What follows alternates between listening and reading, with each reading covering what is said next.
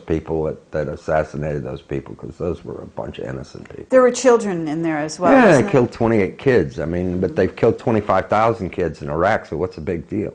Right. Maybe more. 35,000 children have been murdered in this war over there on terror. And how do you have a war on terror? Terror and war are all the same.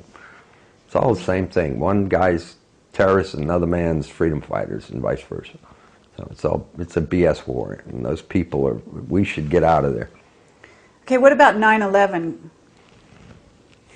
I'm a fan job? of Jim Marrs. You know, Okay. I'm a believer that we probably had a big hand in doing that too, based upon the demolition of the buildings. And you can see those puffs of smoke coming from the demolition charges off the buildings. That's not, you know, do I believe that they would do something like that? Yeah. Do I believe that they would set it up? My answer is, where's Osama bin Laden? I mean, this government could find a roach in the Brazilian rainforest if they wanted to. So where is Osama?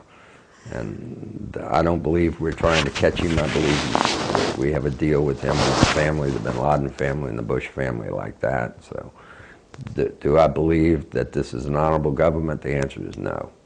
Do I believe that they're murderers and mass murderers? Yes. Do I believe they ought to be prosecuted in an international tribunal as war criminals? Yes. I think we need to get out of Vietnam. I mean, it's not Vietnam, but Iraq. It's not much different. It's a horror story. We're just over there murdering people. We haven't got any justification for it whatsoever. There's no just cause. Sense that you talk about, I don't know, I don't even get the lingo, but you're talking about wet. Well, I mean, when people try to kill you, you do what you got to do to make sure they don't, or if they try to intimidate you, you make sure that they don't do it. Well, do you have a bodyguard? I mean, you're pretty No. brave. I'm pretty good at that myself. So oh, you are? I can't trust bodyguards. They always end up getting you killed. Really? Yeah. And so, well, do you carry, I don't know, do you carry, as they say? No. I carry a relationship on with the big guy who protects me against assholes. Okay. That's a good way to describe it. What's MJ-12's absolute sort of agenda in your view?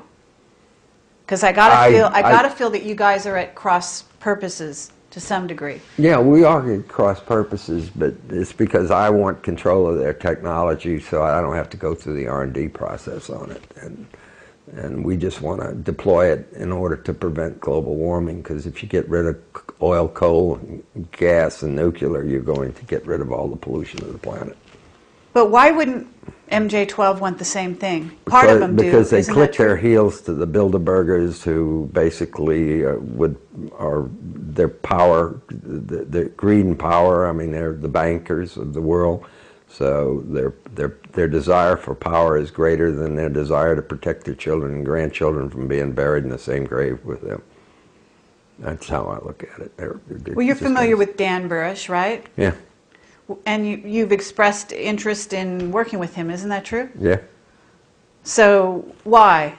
Because he's got wires. He's got what? He's got wires in the places where we'd like to have wires. Oh, meaning contacts? Yeah. Okay, well, what are you also interested in what he knows? As a scientist? Some of it's interesting, but I am into the idea of being able to make contact with extraterrestrials. I think it's an excellent idea that they could be helpful. They certainly have a knowledge of how to get past. They got past the trials and tribulations this planet's going through in their own society, and they evolve into what we believe to be somewhat of we don't call it utopian, we call it plutopian. Sort of a madhouse of ideas that are completely different from what we view as what we would call utopia.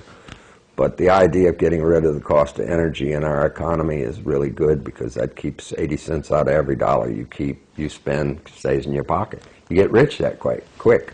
Everybody gets rich. Okay, when did you start working on this? Oh, probably in the early 70s. I got involved in really trying to run it to ground and doing an investigation in terms of trying to get our hands on the technology, and then we lucked into it one day. When you say we, who's we? Well, I have a group of folks that I call the Knights Temporal, that are the most prominent engineer, aerospace